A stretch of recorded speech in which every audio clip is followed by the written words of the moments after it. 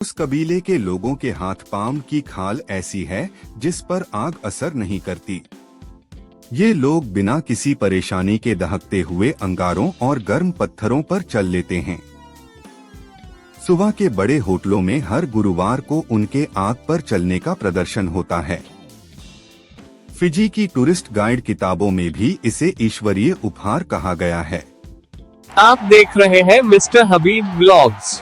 Like करें, subscribe करें और शेयर करें। मुफ्ती मोहम्मद तकी उस्मानी अपनी किताब सफर दर सफर के सफरनामा फिजी में पेज नंबर 27 से 28 में लिखते हैं कि अगले दिन 9:30 बजे हम लामबासा से फिजी की राजधानी सुवा के लिए रवाना हुए। नसोरी और सुवा दो खूबसूरत जुड़वा शहर हैं। हवाई अड्डा नसोरी में स्थित है और राजधानी सुवा है।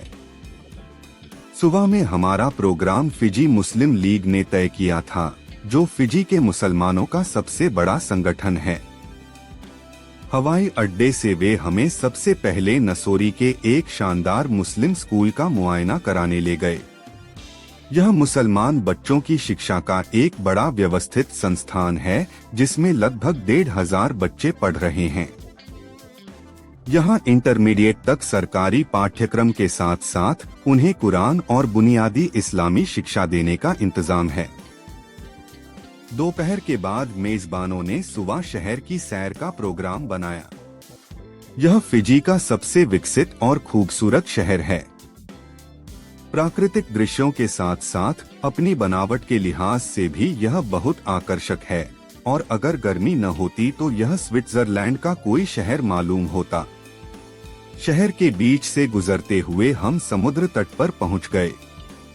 सामने प्रशांत महासागर जहां तक नजर जाए फैला हुआ था, और दाईं ओर हरे भरे द्वीप नजर आ रहे थे। फिजी मुस्लिम लीग के उपाध्यक्ष अब्दुल कयूम साहब ने, जो मूल रूप से पाकिस्तानी हैं, एक द्वीप की ओर इशारा करते हुए बताया कि वहां एक ऐसा कबीला रहता है जिसे अल्लाह ने एक अजीब खूबी दी है। उस कबीले के लोगों के हाथ पाम की खाल ऐसी है जिस पर आग असर नहीं करती। ये लोग बिना किसी परेशानी के दहकते हुए अंगारों और गर्म पत्थरों पर चल लेते हैं।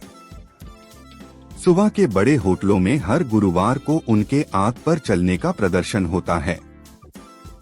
फिजी की टूरिस्ट गाइड किताबों में भी इसे ईश्वरीय उपहार कहा गया है। अब्दुल कयूम साहब ने बताया कि उन्होंने खुद देखा कि एक बच्ची जो गर्म पानी से जल गई थी, उसे इस कबीले के आदमी के पास ले गए और थोड़ी देर में उसकी जलन खत्म हो गई। वल्लाहु आलम बिस्सवाब। मगरिब की नमाज हमें शहर की सबसे बड़ी जामा मस्जिद में पढ़नी थी, जहां नमाज के बाद मेरे बयान का ऐलान था। मस्जिद जाते हुए रास्ते में कादियानियों का एक केंद्र भी नजर आया। यहाँ के मुसलमानों ने बताया कि शुक्र है कि अब ज्यादातर लोग उनके धोखे से वाकिफ हो चुके हैं और उनका जाल अब ज्यादा नहीं चलता। हम जामा मस्जिद पहुँचे तो वहाँ मगरिब की अजान से पहले ही कार पार्किंग की पूरी जगह भर चुकी थी और सड़क पर कारों की लंबी कतार लगी हुई थी। मस्जिद 2 मंजिला और काफी बड़ी है, मगर फिर भी पैर रखने की जगह नहीं थी। हमें मुश्किल से मेहराब तक ले जाया गया। वाकई फिजी के लिहाज से यह एक गैरमामूली जमावड़ा था। यहाँ लगभग 1.5 घंटे मेरा बयान हुआ, जिसे लोगों ने बहुत ध्यान से सुना। ईशा के बाद यहाँ के अलग अलग तबकों के लोगों से मुलाकात हुई और फिजी के मसलों पर बातचीत हुई। फिजी के कुछ प्रभावशाली लोगों ने मुसलमानों की आर्थिक समस्याओं के लिए एक कोऑपरेटिव संस्था बनाई हुई है। मैंने उन्हें प्रेरित किया कि वे मुसलमानों को सूद ब्याज की लानत से बचाने के लिए काम करें। अगले दिन सुबह 9 बजे इस विषय पर उनसे विस्तार से बातचीत हुई और आगे का तरीका तय किया गया। उसी दिन 11 बजे महिलाओं खवातीन के एक इज्तिमा को संबोधित करने का कार्यक्रम था। इस इज्तिमा में भी महिलाओं की संख्या असाधारण थी। लगभग 800 से 1000 महिलाएं शामिल हुईं, जो इस देश के लिहाज से एक रिकॉर्ड था।